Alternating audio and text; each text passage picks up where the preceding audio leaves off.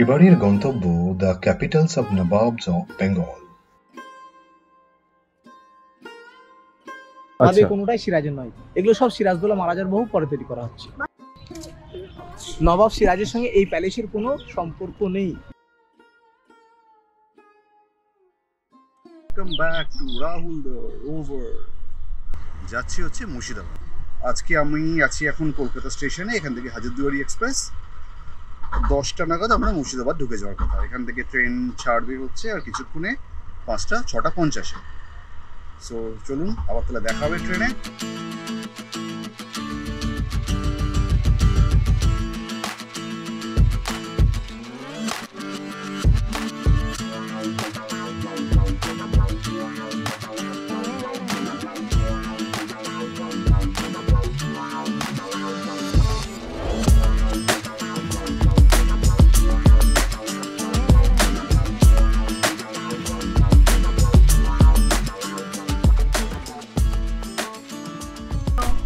আমরা পৌঁছে গেছি হোটেল সমৃদ্ধি।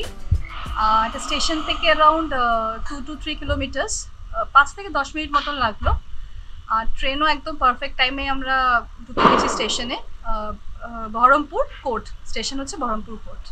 তারপর আমরা হোটেলটা আপনাদেরকে ঘুরে দেখাচ্ছি নেক্সট।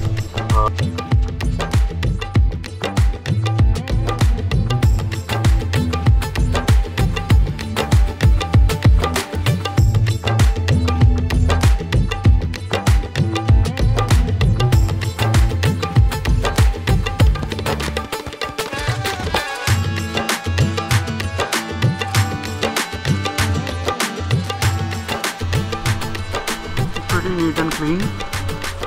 এখানে রাজবাড়ির কাছাকাছি হচ্ছে ভালো হোটেল আমরা পাইনি। এই হোটেলের ফিডব্যাক ভালো পেয়েছি আমরা।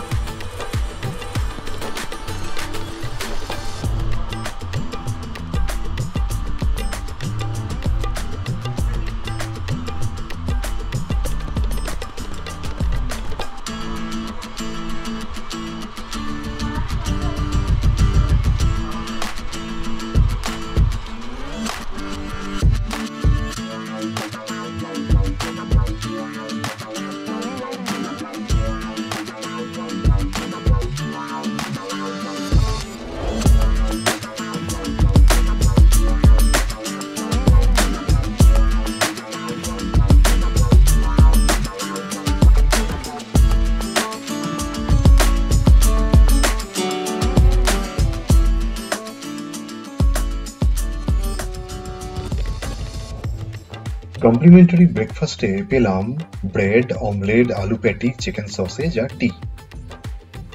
ব্রেকফাস্ট করেই বেরিয়ে পড়লাম হাজারদুয়ারির উদ্দেশ্যে।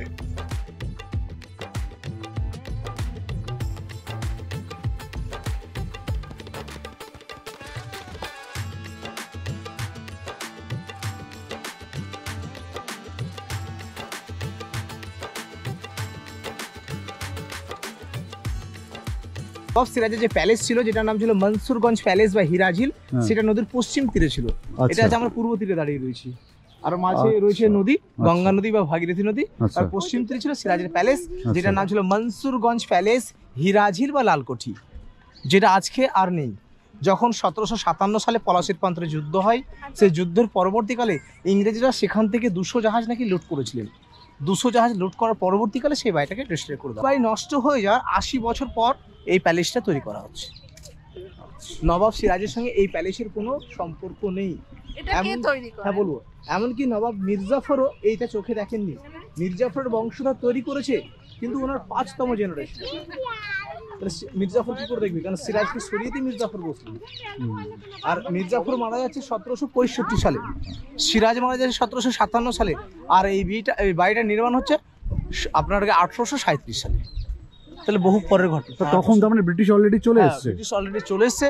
সেই বাড়িটার গঠন পরে এটা দেখলে বুঝতে পারবেন। দেখেন এর যে গঠন শৈলীটা রয়েছে, এটা রয়েছে ইন্দো ইউরোপিয়ান আর্কিটেকচার তৈরি করা।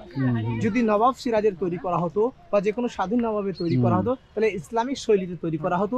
এর গঠন শৈলীটা মোগল শৈলীতেও থাকতো, কিন্তু এই শৈলীটাই পুরোটা আলাদা রয়েছে। এখানে হাজারখানা গেট রয়েছে। তার মধ্যে কিছু রয়েছে নকল গেট, কিছু রয়েছে আসল গেট। এই নকল আসল মিলিয়ে 1000টা থাকার জন্য বাড়িটার নাম হচ্ছে হাজার দুয়ারি। কিন্তু যখন বাড়িটা তৈরি করা হয় এর নাম ছিল বড়া কোঠি। বড়া কোঠি, বড়া কোঠি বলে দিই। মদিনাটা মনে হচ্ছে খুলছে, সেটা কি যাবেন? মদিনাটা যাবো, তাহলে আসলে কেন বন্ধ হয়ে যেতে পারে? মদিনাটা দেখিনি তার আগে। হ্যাঁ, গল্পটা আমি পরে বলছি। এটাই সিরাজে একমাত্র বানানো। এর জন্য নবাব সিরাজদৌল্লা মক্কা আর মদিনার কিছু পবিত্র মাটি নিয়েছিলেন, সেই পবিত্র মাটি দেখে এটা তৈরি করা হচ্ছে। যারা সেখানে তীর্থস্থানে যেতে পারবে না তারা যাতে এখানে তীর্থ লাভটা করতে পারে।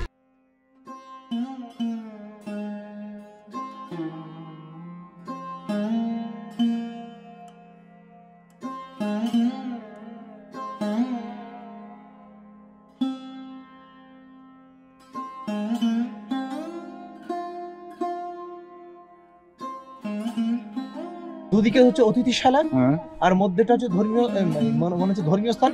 তার মাঝখানে একটা গম্বুজ রাখা আছে, আর গম্বুজের এক পাশে দেখবেন একটা ফাঁকা বারান্দা, সেখানে রয়েছে আপনার গিয়ে মেম্বারদানি। মেম্বারদানি মানে যেখানে ইমাম সাহেব বসে কারবালার যে ঘটনাগুলো ঘটেছে সেই ঘটনাগুলো মানুষকে শোনানো বা শুনিয়ে থাকেন। মানে কারবালায় সেখানে 72টা মানুষকে শহীদ করা হয়েছিল। ইমাম হুসেনও শহীদ হয়েছিলেন, সঙ্গে একটা ঘোড়াও, এই যে ঘোড়া দেখতে পাচ্ছেন যেটাকে বলছে দুলদুল বা জুলজানা বলা হচ্ছে, এই ঘোড়াটাও সেখানে শহীদ হয়েছিল। তার অনুকরণ করে এই ঘোড়াটা এখানে রাখা হয়েছিল। আর এক পাশে যারা শহীদ হয়েছিলেন তাদের স্মৃতিসৌধ হিসাবে আলম, পাঞ্জা, তাজিয়া সব সাজানো থাকে। ইমাম হাসানের তাজিয়া রয়েছে, ইমাম হুসেনের তাজিয়া রয়েছে। আলী আসগার বলে একজন শিশু, 6 মাসের শিশু সন্তান, তাকে 3খানা তীর মেরে হত্যা করা হয়েছে। অপরাধ শুধু একটাই, উনি জল চেয়েছিলেন। তখন ওনার বাবা বললেন ওর ছেলেটাকে জল দাও, জল চাইলেন, দেখিয়ে ওনাকে তীর মেরে নিক্ষেপ করা হলো। হাজারদুয়ারির ভেতর ফটোগ্রাফি স্ট্রিক্টলি প্রহিবিটেড, তাই গুগলে স্টক ফটো এখানে দিতে বাধ্য হলাম।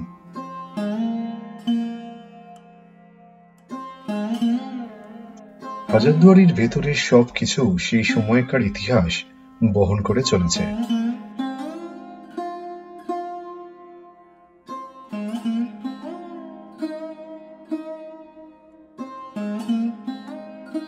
হাজার হাজার বছরের ইতিহাসের সাক্ষী বহনকারী হাজারদুয়ারি দেখে এবার আমরা গেলাম লাঞ্চ করতে।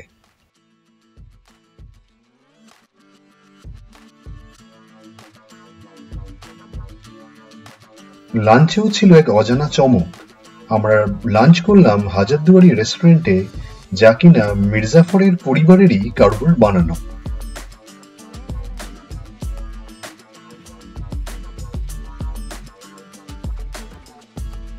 অসাধারণ মোগলাই খানা দিয়ে দিব্যি লাঞ্চ সেরে নিলাম।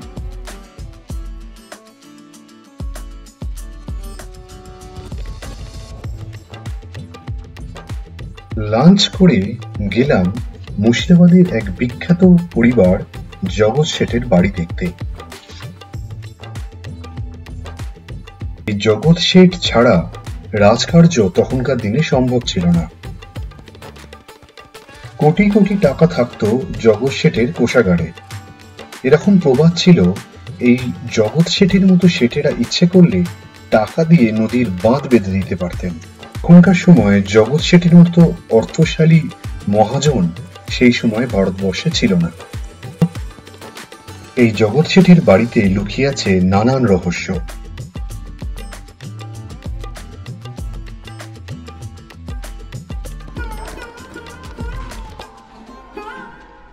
জগৎ শেঠের বাড়িতে একটা গুপ্ত সুড়ঙ্গ, চারিদিকে ইকো হচ্ছে। এখানে লেখা আছে চিৎকার করা নিষেধ, এই গুপ্ত ঘরে চিৎকার করা নিষেধ। চারিদিকে ইকো হচ্ছে।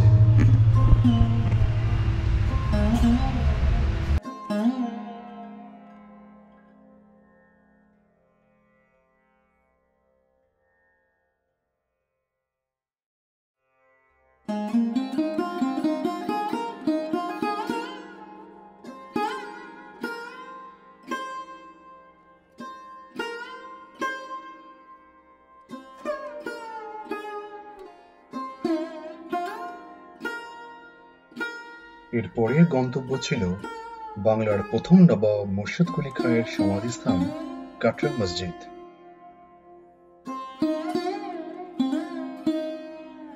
মুর্শিদ কুলি খান জন্মসূত্রে ছিলেন সূর্যনারায়ণ মিশ্র, একজন হিন্দু।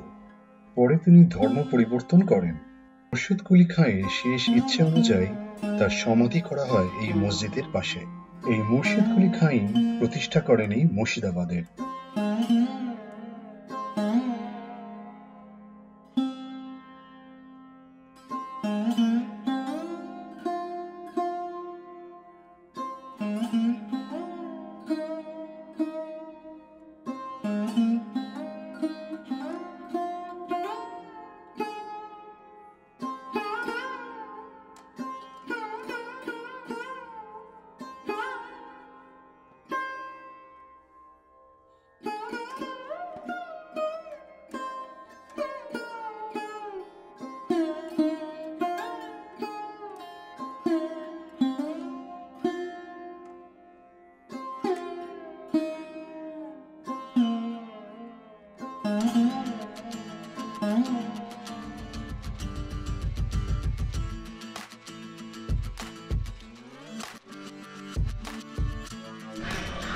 Good morning. কালকে খুব ভালো কাটলো। আমরা কালকে মুর্শিদাবাদের হাজারদুয়ারি, জগৎ শেঠের বাড়ি, কাটরা মসজিদ সব ঘুরে দেখেছি। আর এখন সমৃদ্ধি রিসর্টের সুইমিং পুলে, it's a lovely pool, neat and clean. So pool থাকতে পুলে নামবো না, হতেই পারে না। সো এখন সুইমিং টাইম।